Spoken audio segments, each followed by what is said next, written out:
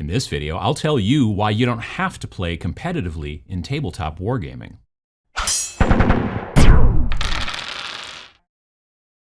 Just a few days ago, the new Warhammer 40,000 balanced data slate, it just came out. And what it does is it is a amazingly free PDF, kind of surprising, honestly, that you can download. And it goes through in Warhammer 40,000 all the different forces, the different factions, the codexes, whatever. It goes through and it adjusts like points and things like that. Like this army is maybe too strong, it comes across, and so therefore they make it more expensive points wise. So you can't take as much of it. Or maybe this army is getting just kind of swamped constantly, is under powered. So in some situations they will actually change the statistics, or sometimes not so much the stats but the rules. More often than not, they balance with the points. If this particular thing at this point cost is not powerful enough, they just lower the point cost, and vice versa if it's too powerful, all that kind of stuff. Now, these are all basically attempts to try to balance the game, but of course we know that balance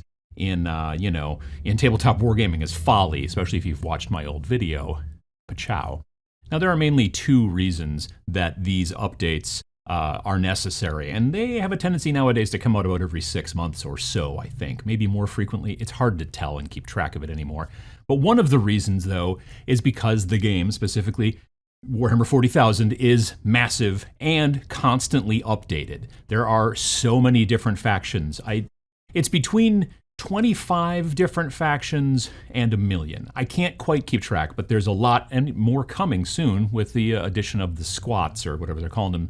And, so you have all these different factions. New books come out constantly, codices for each one of those. Then you also have play packs, mission packs, all kinds of stuff that comes out for all of that. All of that stuff. And that's a big thing. And then the other reason why these updates are necessary is basically because of the competitive scene.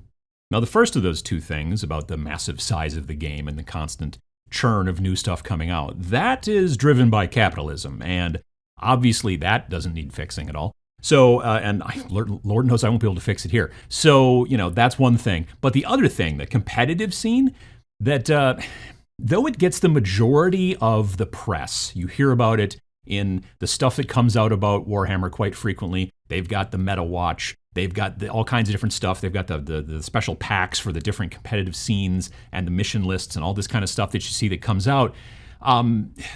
What you may not understand if you're new to all of this, you don't actually need to pay attention to any of that competitive stuff if you don't want to. Here's a quick bit of wargaming history, if you want to go back a ways. Wargames weren't initially designed for the competitive scene. H.G. Wells, who is frequently known as the grandfather of tabletop wargaming, and I've talked about him in the past as well, Pachow, not the first TO, tournament organizer. He was looking at his kids' toys, their toy soldiers and all that stuff, and him and a friend were like, well, what if we made all kinds of cool rules and we can actually make like a strategy game about it? And then they kind of co-opted those toys and did that kind of stuff. And that's how the first war game was born. It was called Little Wars. Watch the video. But in historical wargaming, for the most part, which kind of spawned obviously from that, it was always about trying to see if you could win where history lost. Like you'd set up a battle that would be roughly akin to what the actual battle was as far as the history books say, and then try to see, okay, well, this guy lost. If I play that guy, can I win? That kind of stuff. Now, on the other hand, there's people who'd like to do it a little bit more towards a reenactment kind of a situation, or reenactment is the word I'm trying to say, and all that kind of stuff. Or just people who are like, what if we added some sort of different thing in here and made an interesting change to history? Like we could do something like that. But now the prevailing talk within wargaming, like I said, is about the tournament scene. And as a newcomer to the hobby, that very well possibly might be all that you ever hear.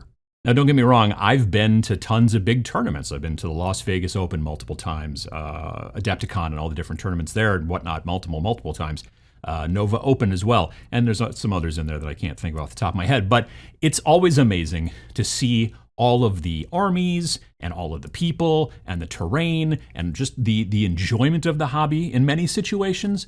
And I come away from those events sometimes with my hobby batteries like really like charged. But I don't play in those events, and I think for at least my hobby batteries, that kind of helps.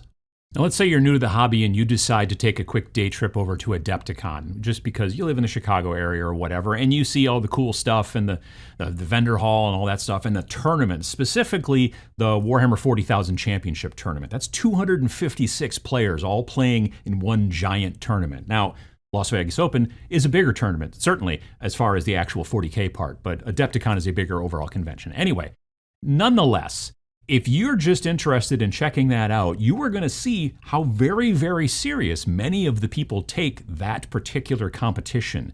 And if that is your first exposure to the game, and you're like, geez, I don't know that I'm able to kind of compete at this level, it could be very troubling to a person who's just interested in getting in the hobby and who wants to play fun games with cool minis that are neat and you get to paint them and all that stuff and have a good time.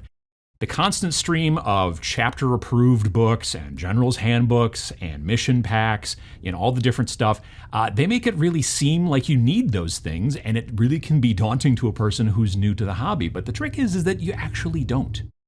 Imagine if competitive esports play was the majority of the talk around the video game industry, right? And if there were only like maybe a few, maybe only just a couple of the biggest games out there in the entire industry, and much of the way that those two games were handled was to cater to and specifically sell things to the competitive scene, it would be very different than what we see today, and there'd probably be far fewer people playing video games. But that's not the way that video games are. Instead, we get everything from the filthiest of casuals playing puzzle games on their phones all the way to the hardcore sim fans and their like $10,000 iRacing rigs. You ever watched T-Pain on Twitch? It's crazy. He's driving and that thing's wiggling him around. Like, the successful marketing message of the video game industry travels across like dozens, if not, I don't know, hundreds of different video game companies and focuses on players of all different types. In comparison, Wargaming's marketing message seems to mostly focus on Games Workshop, of course, because they're the hugest, and much of the focus of Games Workshop's marketing message seems to focus on competitive play and how that you should keep up with that kind of thing. And that can probably drive people away. As a person new to the hobby, understand that you can play and have fun with your friends without going crazy with buying all of the different possible Games Workshop books. Usually you need the core rules, and in some situations you can get those as a free PDF, just like the very, very corest of the core rules, right? But then you generally need some sort of army book that has the stats for your models, like a codex or a battle tome, or depending on which game you play. But that's pretty much it. And then you can play fun games with your friends in your basement, in your garage, at the store, whatever, from then on, and have a great time, which is the point. But also understand that the hobby is more than Games Workshop as well. There are tons of other games out there that you can play, from smaller games with accompanying model lines, so like games like, I don't know, Malifaux, Bolt Action, all kinds of stuff. And some of those games will even give away the rules for free, not the book, but a PDF. And if you want to buy a book, you can. I've talked about that recently. And then it goes from there all the way to different model agnostic rule sets, or you just buy the booklet or maybe a PDF, and then it allows you to use whatever kind of cool models you want. There's more out there than Games Workshop, which I'm saying all the time, but understand that when you're looking to play more games and to have more fun, and you're thinking, but I just don't think I can handle the tournament scene, well, again, you don't have to, number one, and you can still play Games Workshop stuff, but otherwise, there's plenty of other things out there for you to play that don't even head into that direction. Now, understand, if you really, really love the idea of tournament play, then you should certainly give it a try. There's plenty of folks out there who are like, I really want to see if I can take my my strategy mind to the next level, and they love the competition thing. They love going up against other people, but there's more than just the actual competitive part. Again, like I mentioned, being at these big tournaments, there's lots of cool stuff to see there. There's lots of cool, neat people to meet who are on the same page because they're interested in the same hobby, all that kind of stuff. But if you are new to the hobby, understand that there's far more to wargaming than just tournament play, and that if you want to, you can play it however you want.